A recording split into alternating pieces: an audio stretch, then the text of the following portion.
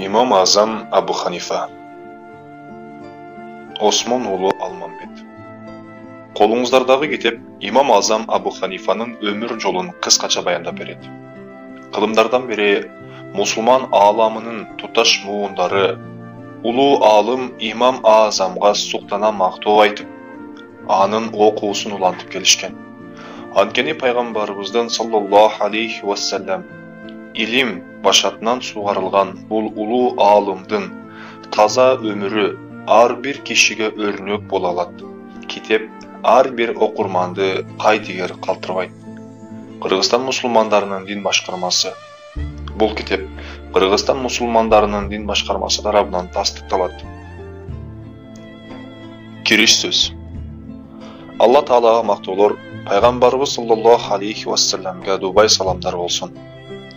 Жалпы, Орта Азия мұсылмандары менен бирге Кыргыз элибиздагы мусулман калк катары илгертеден бери Имам Азамдын мазхабын тутунуп келгени талашсыз. Пайгамбарыбыз саллаллаху алейхи ва саллям куттуу жолун улаган, илими менен жамы журтту нурданткан улуу аалымдар ар кылымда чыкса да, Имам Азам Абу Ханифа бул жаатта өзүнчө эле нукура феномен. Anın атын алып, аламга жайылган Ханафи мазхабы же Ханафи мектебинин окуусун азыркы күндө батышы Мисирден тартып, чыгышы Кытайга чейинге, түндүгү Уралдан тартып, түштүгү Индияга чейинге кенен аймактарда жашаган ар кыл улуттагы мусулмандар туу тутуп келет. Канча кылымдардан бери мусулман ааламынын туташ муундары улуу аалым Имам Азамды мактап жактап келишкен. Анткени бул улуу аалымдын таза өмүрү ар бир кишиге өрнөк болгон. Ал жашаган доордон тартып, азыркыга чейинки дала инсандары менен атактуу окумуштуулар түшүнүктөрү ар башка болгондугуна карабастан, Имам Азам Абу Ханифага мактоолорун жаадырышкан. Айрыкча ислам илимдеринде имам баралына толгон илимпоз саналган аалымдардын, олиялардын оозунан да Имам Азамга карата мактоолор айтылып келет. Дайрадан тамчы дегендей ошолордун бир бөлүгүн баяндоо менен сөз баштасак. Имам Шафи, адамдар фих илиминде Абу Ханифага көз каранды. Имам Ахмад бин Ханбаль, Абу Ханифа илимде, такыбалыкта, акыретке даярданууда жана Алланын ыраазылыгын башка нерселерден жогору коюуда башкалар жете алгыс өзгөчө бийик даражага жеткен. Бир жолу Имам Маликтен аалымдар тууралуу сурашат. Осмон Аль-Батти тууралуу көз карашын сурашканда орточо инсан деп жооп берет. Ибн Шубрума тууралуу сурашканда ал деле орточо аалым деп жооп берет. Анан Имам Азам Абу Ханифа тууралуу көз карашын сурашканда ал силерге мынабу турган жыгач түркүктөрдү алтындан деп илимий жол менен далилдей баштаса, толук далилдеп кое алгыдай илим кубаты бар инсан деп жооп берет. Имам Абу Юсуф, Имам Абу Ханифанын замандаштары Allah Taala Abu Hanifаны фих илими, бирешендик, элге камкордук жана Курандын мүнөзү менен кооздогон дешчү. Имам Азамдын замандаштарынын бири такыба аалым Фудайл бин Ияд, Абу Ханифа фих илиминде күчтүү, такыба, мал мүлктүү, айланасындагыларга абдан кайрымдуу, күнү түнү талбастан илим менен алып урушкан, оор басуруктуу, аз сүйлөп, көпкө унчукпаган, падышанын белектерин кабыл албаган жана динди эң жакшы жол менен жеткирген фих аалымы болгон. Имам Азамдын замандаштарынын дагы бири такыба аалым Абдулла бин Мубарак. Имам Азам бүткүл илимдин баш мээси болчу. Байлык жана камчы менен сыналган Абу Ханифадан да такыба инсанды көрбөдүм. Эгер Алла Таала мени Абу Ханифага жолуктурбаганда, мен деле башкалар сыяктуу илимсиздердин бири болуп калмакмын деген пикирин айткан. Алеми Имам Суфайн Саури, мен Абу Ханифадай башка бир да аалымды көрбөдүм.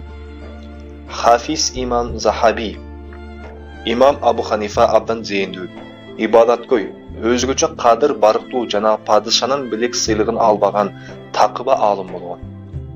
Джафар бин Раби, Абу Ханифанын жанында 5 жыл бирге жүрдүм. Ал сыяктуу сүкүт кармаган, көп сүйлөбөгөн башка адам жок эле. Бирок фихтан кандайдыр бир суроо түшсө, дароо ачылып, шараккан дайрадай шыдыр кетер эле. Анын добулбастай үнү айлананы заматта дүңгүрөтүп жибере эле.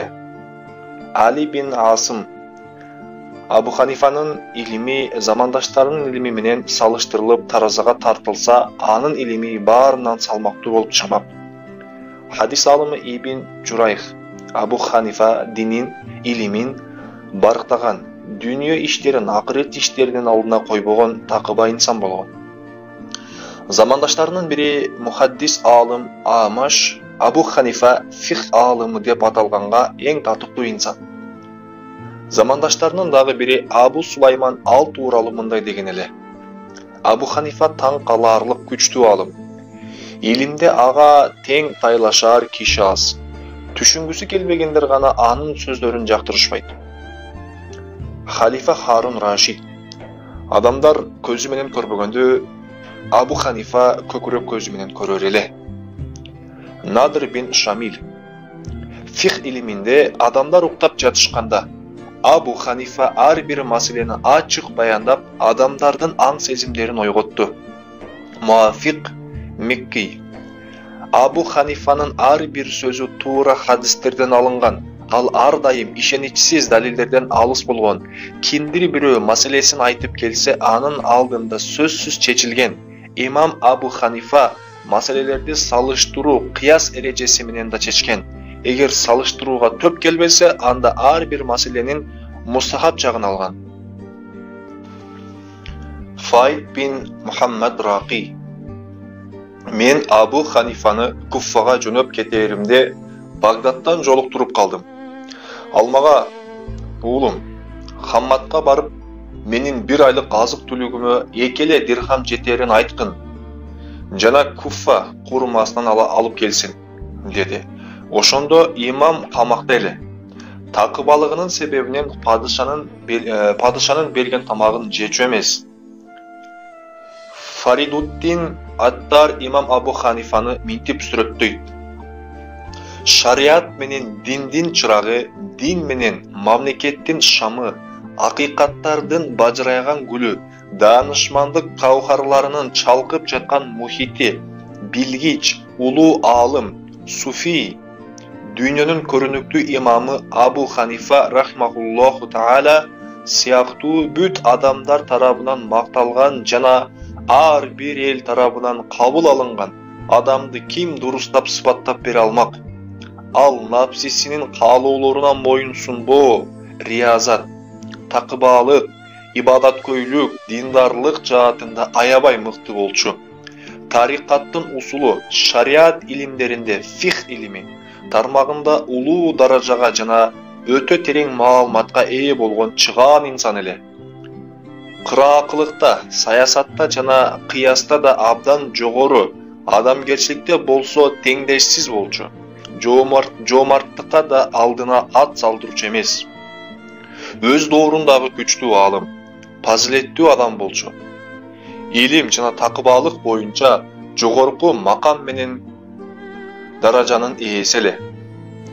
Имам Раббани өзүнүн Мабда вал Мат, Башат жана Акырет деген эмгегинде минтип айткан.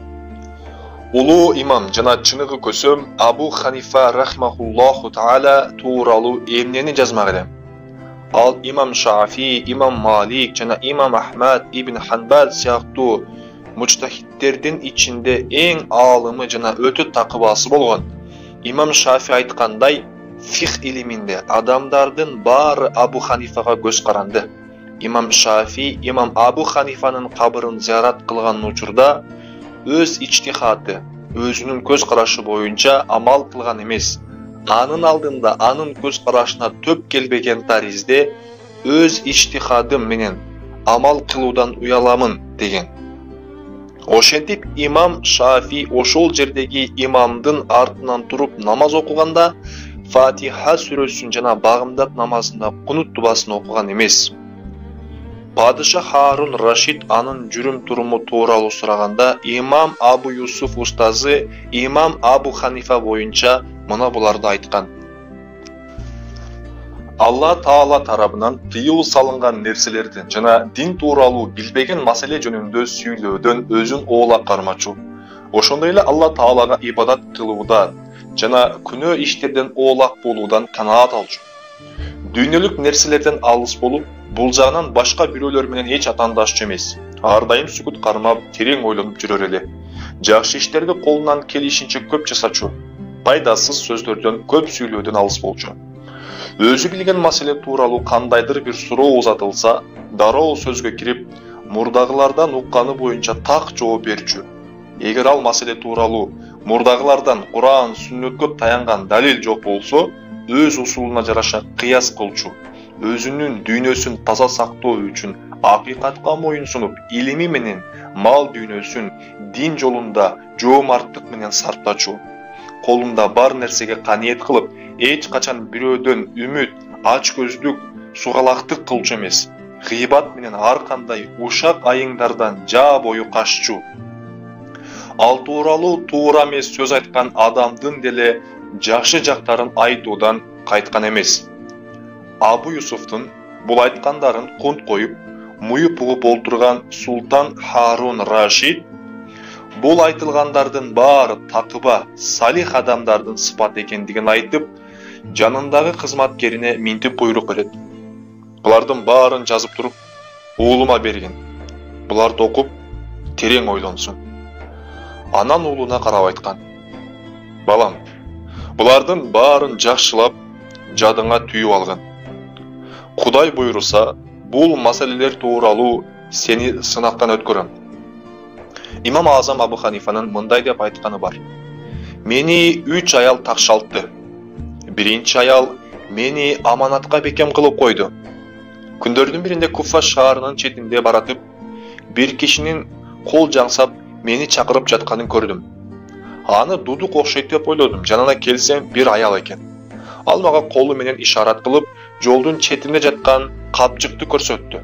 Капчык ошол аялдык окшойт деп ага алып берсем, ээси табылганча сактап кой деп кетип калды.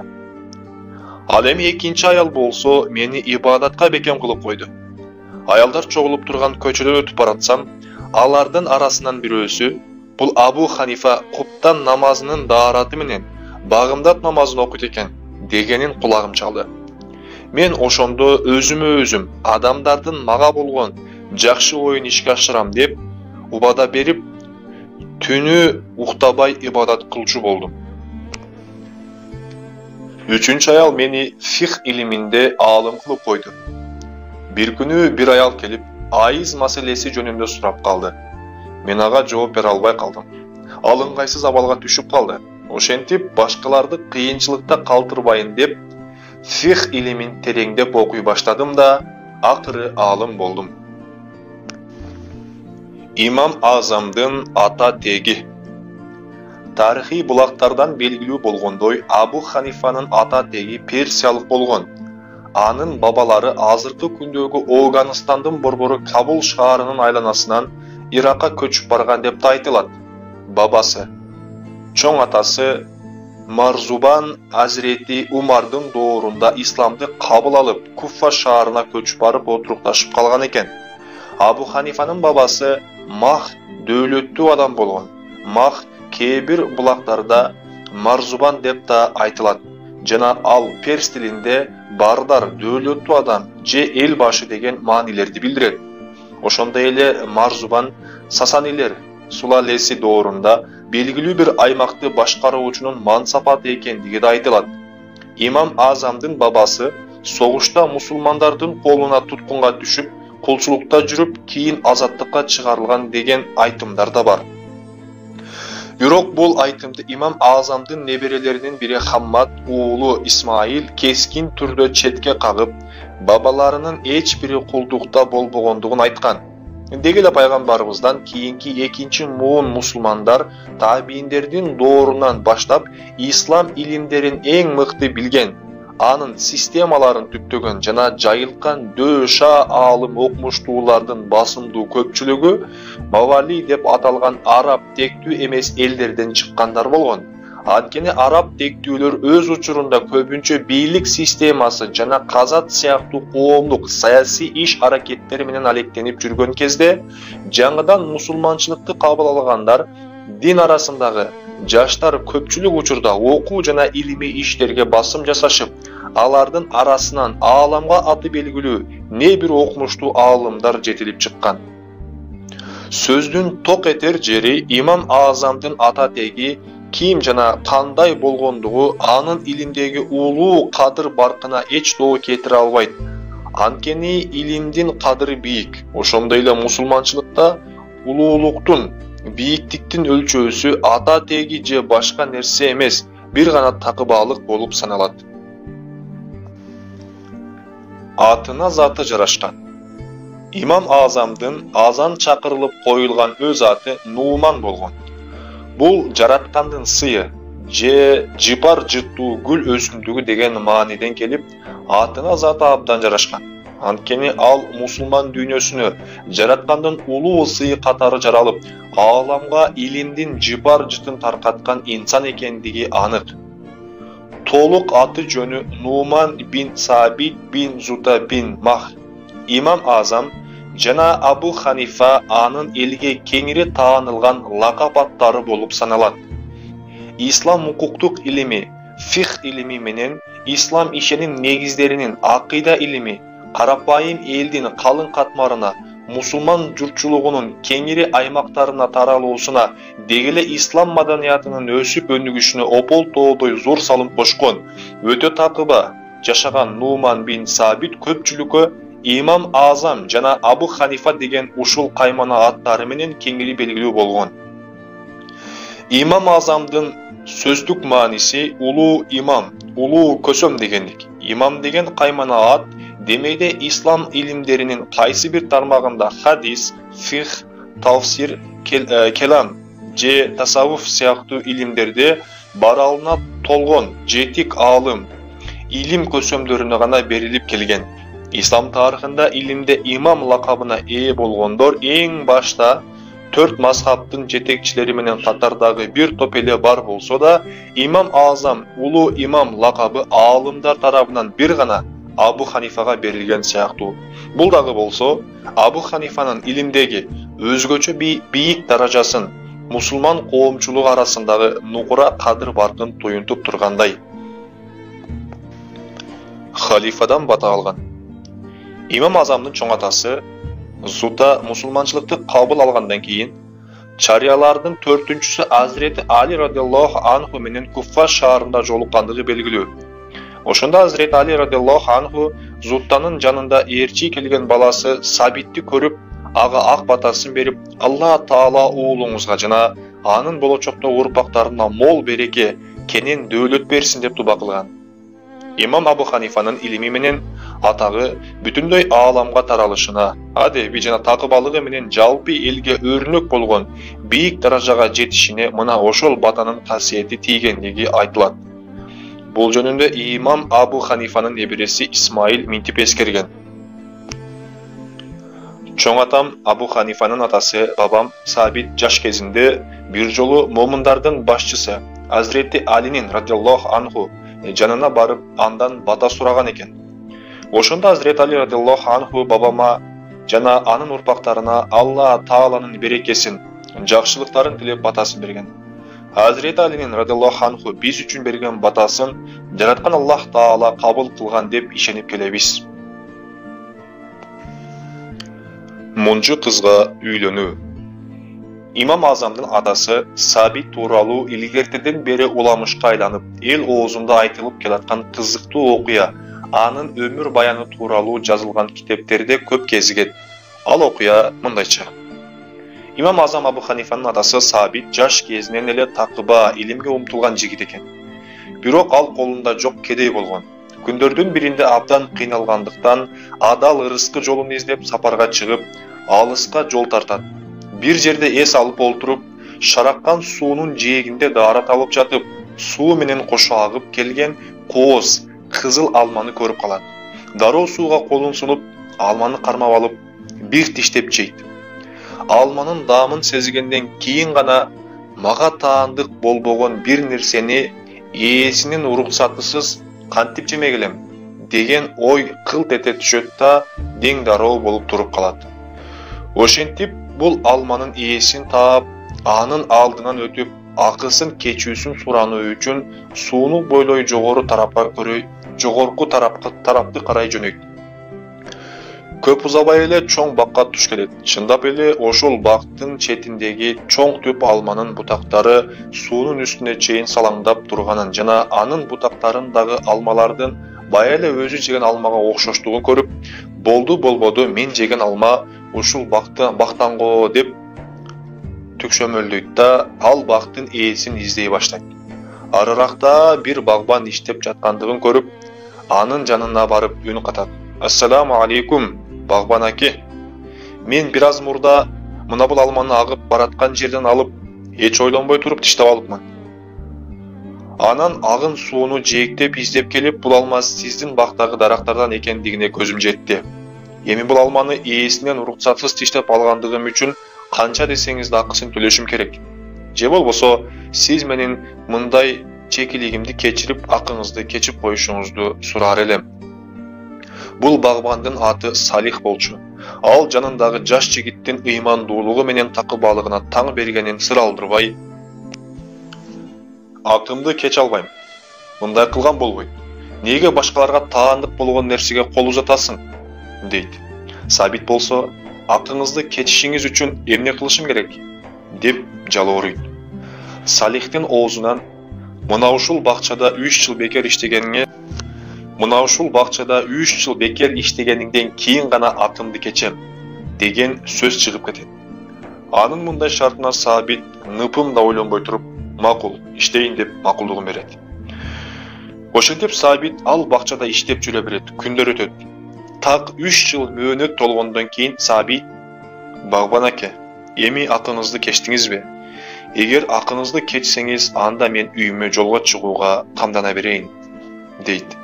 Бактын ээси Салих багбан ага мындай дейт: "Ооба, 3 жыл иштедиң, бирок мен акымды кечтим деп айтканым жок. Сен качан гана менин дагы бир талабымды аткарсаң, ошондо акымды толук кечем". Ал кандай талап? Ал мындай: "Менин бир кызым бар. Ысымы Абидатул Асхар. Анын көздөрү көрбөйт, кулактары укпайт, колу кармабайт жана буттары да баспайт. Эгер сен менин ошол кызымды өз никеңе алсаң, анда баягы алма да, ушул алма бак да сеники болот. Мен сендей ыймандуу, абийирдүү жана такыба күйөө баланы таба албай жүргөм". Анын үстүнө мен улгайып калдым. Көзүм өтүп кетсе, кызымды ким карайт? Аны сендей адал эмгек менен өскөн адамга гана аманат кылып таштап кете аламын. Буга сен кандай дейсиң? Макул десең, мен акымды кече саламын. Макул, ал кызыңызга үйлөнгөнгө да даярмын, дейт Сабит. Дароо үлпөт тоюн баштап бейишет. Нике кыйылгандан кийин Сабит көшөгөнүн артына өтөрү менен 6 саны аман, суйкайган сулуу, эч кандай айыбы жок чүрөктүн олтурганын көрөт. Ары бери караганы менен ал чүрөктөн башка эч ким көзүнө чалдыкпайт.